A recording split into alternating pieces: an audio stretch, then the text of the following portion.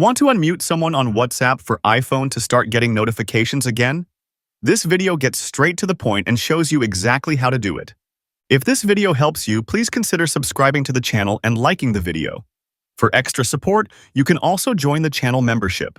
First, to unmute a contact, you will need to open the WhatsApp application on your iPhone and find the specific chat you previously muted.